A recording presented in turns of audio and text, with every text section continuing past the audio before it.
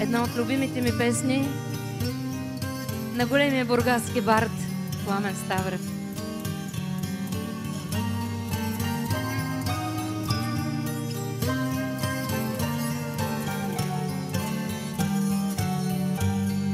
Звън дочух, далечен звън, звън внезапен и тревожен.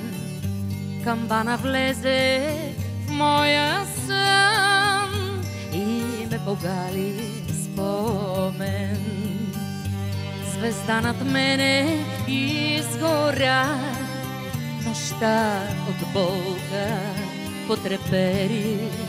Прошепна хор в храма аз бях, дете бях и се молех. Запалих свещ от друга свещ, ръка целунах на старица и нещо скъса се в мен, като бранена птица.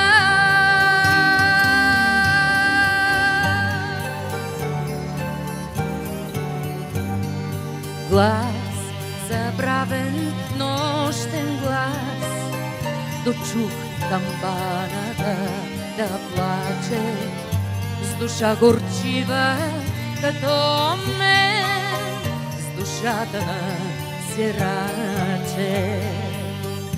Забравих страх, усетих Бог и светлината ме прегърна и